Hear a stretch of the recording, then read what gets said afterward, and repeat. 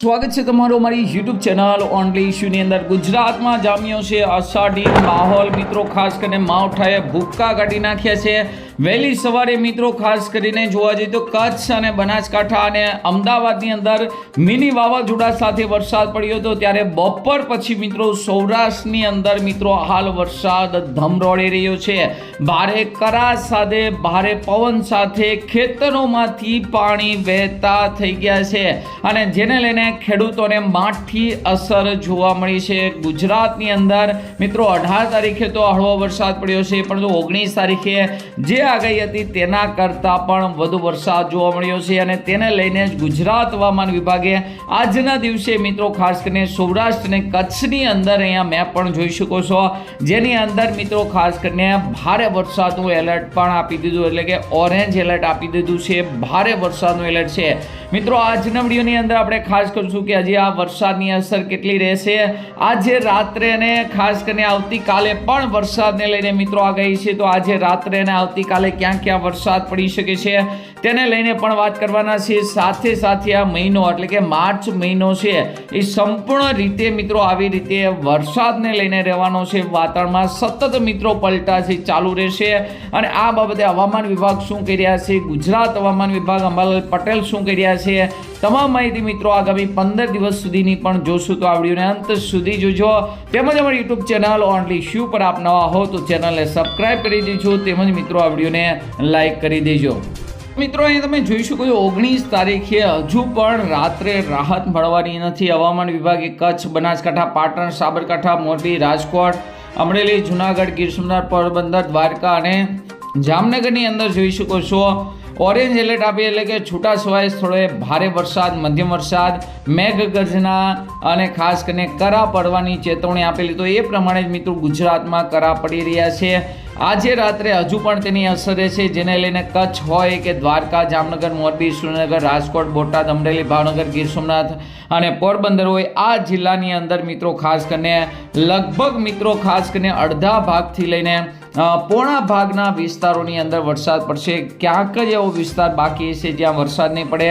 આ સિવાય રાત્રે મિત્રો જોવા જઈએ તો બનાસકાંઠા, સાબરકાંઠાથી લઈને પાટણ, અમદાવાદની આસપાસનો વિસ્તાર, દાહોદ, પંચમહાલ, ગોધરા, મહીસાગરની આસપાસનો વિસ્તાર, તેમજ સુરત, નવસારી, તાપી, નવસારી, વલસાડ એટલે કે દક્ષિણ ગુજરાતની અંદર પણ આજે 25% જેવા ભાગોથી લઈને 18% જેવા ભાગોની અંદર આજે રાત્રે ત્યાં પણ વરસાદને લઈને આગાહી છે। મિત્રો આપણે લાઈવ પણ જોવાના છીએ। પહેલાં આપણે ગુજરાત હવામાન વિભાગની આગાહી જોઈ લે। 20 તારીખે પણ મિત્રો રાહત મળવાની નથી। 20 તારીખે પણ તમે જોઈ શકો છો કચ્છ, અમરેલી, ભાવનગર સહિત બનાસકાંઠા, સાબરકાંઠા, અરવલ્લી, મહીસાગર, પંચમહાલ, દાહોદ અને છોટાઉદેપુરની અંદર હળવા વરસાદની મિત્રો ગુજરાત હવામાન વિભાગે આગાહી કરેલી છે। મિત્રો ખાલી આ વરસાદ નથી, પરંતુ તેની સાથે સાથે કચ્છ, દ્વારકા અને પોરબંદરની અંદર ભારે વરસાદની ચેતવણી પણ આપી દીધી છે, જેને લઈને મિત્રો કેટલાક વિસ્તારોની અંદર ખેતરોમાંથી પાણી વહી જવાના દ્રશ્યો પણ સામે મિત્રો આવ્યા છે। તો ભારે વરસાદ પડી રહ્યો છે અને સાથે સાથે મિત્રો ભારે પવન પણ ફૂંકાઈ રહ્યો છે, જેને લઈને કેટલીક બિલ્ડિંગો પરથી સોલાર ઉડી જવાના, વૃક્ષો પડી જવાના દ્રશ્યો પણ સામે આવ્યા છે। ભારે નુકસાન છે ગુજરાતની અંદર જોવા મળ્યું છે। ગઈકાલે પણ તમે જોઈ શકો કચ્છ, બનાસકાંઠા, પાટણ સહિત અમરેલીની અંદર વરસાદ નોંધાયો હતો। તો અહીં તમે જોઈ શકો છો કે સૌથી પહેલાં કચ્છ અને બનાસકાંઠા અને અમદાવાદની અંદર વરસાદ જોવા મળ્યો, પરંતુ બપોર પછી તમે જોઈ શકો છો ખાસ કરીને પોરબંદર, દ્વારકા, જુનાગઢ, અમરેલી આ વિસ્તારોની અંદર ખૂબ જ ભારે વરસાદ ખાસ કરીને પડી રહ્યો છે અને રાત્રિના સમયે મિત્રો આ વિસ્તારમાં વધારે ભૂક્કા કાઢી શકે છે। સાથે સાથે હજી દક્ષિણ ગુજરાતમાં અને મધ્ય ગુજરાતમાં વરસાદની શરૂઆત નથી થઈ। તો અહીં તમે જોઈ શકો ધીમે ધીમે વેસ્ટર્ન ડિસ્ટર્બન્સ છે એ ખાસ કરીને પાકિસ્તાન તરફથી કચ્છ તરફથી જામનગર સાઈડથી આવતું હોય છે, તો ધીમે ધીમે મિત્રો આગળ વધતા તેની અસર રાત્રિના સમયે મિત્રો દક્ષિણ ગુજરાત, મધ્ય ગુજરાતની અંદર પણ જોવા મળી શકે છે। અને વહેલી સવારે મિત્રો વરસાદના ભેજને કારણે આવતીકાલે વહેલી સવારે પણ ભારે ઝાકળ અને ખાસ કરીને વરસાદ જોવા મળશે। હજુ પણ હવાની અંદર ભેજ રહેલો છે અને આ ભેજને કારણે હજુ પણ ગુજરાતની અંદર ખાસ કરીને 20 તારીખે હળવોથી લઈને મધ્યમ વરસાદ છે બપોર પછી ઘણા વિસ્તારોમાં જોવા મળવાનો, જેની અંદર સૌરાષ્ટ્રની વાત છે, ઉત્તર ગુજરાતની વાત છે, મધ્ય ગુજરાત અને દક્ષિણ ગુજરાતની અંદર પણ વરસાદની શક્યતા રહેલી છે. બાકી મિત્રો ખાસ કરીને તીવ્રતા એકદમ ઘટી છે. જો કે અગાઉથી જ આગાહી આપેલી તે ઘણા બધા ખેડૂતોએ સાવચેત થઈ ગયા હતા અને ખાસ કરીને પોતાનો માલ પણ સલામત સ્થળે ધકેલી લીધો હતો. હજુ પણ જોઈ શકો છો આ વેસ્ટર્ન ડિસ્ટર્બન્સ બની અને સતત મિત્રો આમ તો આ વેસ્ટર્ન ડિસ્ટર્બન્સ હિમાલય તરફ જતા હોય છે, પરંતુ ક્યારેક મજબૂત વેસ્ટર્ન ડિસ્ટર્બન્સને કારણે તે ગુજરાત તરફ મિત્રો આવી જતા હોય છે અને ભારે કરા સાથે તડામાર મિત્રો વરસાદ છે એ પડતો હોય છે. તો અહીંયા તમે જોઈ શકો 21 તારીખે ફરી એક વખત વેસ્ટર્ન ડિસ્ટર્બન્સ આવી રહ્યું છે, તો તેને હિસાબે ગુજરાતની અંદર ફરી એક વખત વાદળછાયું વાતાવરણ પડશે અને વહેલી સવારે ક્યાંક ક્યાંક વરસાદ જોવા મળી શકે.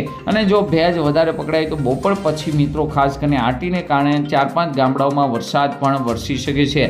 તો 21 અને 22 તારીખે તમે જોઈ શકો, જેને લઈને ચોક્કસથી મિત્રો ગરમીમાં રાહત મળશે, પરંતુ વરસાદની ખૂબ જ ઓછી હવે પછી શક્યતા છે, પરંતુ ખાસ કરીને તાપમાનની અંદર રાહત મળશે. આ સિવાય 24 તારીખે પણ એક મજબૂત વેસ્ટર્ન ડિસ્ટર્બન્સ આવી રહ્યું છે, જેની અસર 25-26ની આસપાસ ગુજરાતમાં જોવા મળશે. સાથે સાથે માર્ચ મહિનાના એન્ડની અંદર પણ તમે જોઈ શકો છો સતત વેસ્ટર્ન ડિસ્ટર્બન્સ આવી રહ્યા છે અને તેની અસર ધીમે ધીમે ગુજરાતના વાતાવરણમાં થશે અને ગુજરાતના વાતાવરણની અંદર સતત મિત્રો પલટો છે એ ચાલુ રહેશે. હવામાન પલટાશે. જો કે વરસાદની છે આ વખતે વધારે આગાહી નથી. આવી વરસાદની આગાહી હવે મિત્રો આ મહિનાના એન્ડ સુધી જોવા નહીં મળે. જો કે આ બાજુ ચૈત્રી દનિયા શરૂ થઈ ગયા છે અને ચૈત્રી દનિયા વખતે મિત્રો ખાસ કરીને વરસાદ થાય અને ખાસ કરીને જોવા મળે આવી પરિસ્થિતિ, તો ખાસ કરીને તેની અસર ખાસ કરીને ગુજરાતના આગામી ચોમાસા પર થતી હોય. વિગતવાર મિત્રો આપણે ચૈત્રી દનિયાનો વિગતવાર માહિતી આપશું. આજના વિડીયોમાં આટલું જ. વધુ વિડીયો માટે ખાસ કરીને ચેનલને સબસ્ક્રાઈબ કરી દેજો, વિડીયોને લાઇક કરી દેજો અને તમારા વિસ્તારમાં કેવો વરસાદ પડ્યો છે જરૂરથી કોમેન્ટ કરજો. આજના વિડીયોમાં આટલું જ. અસ્તુ. જય હિન્દ, જય ભારત.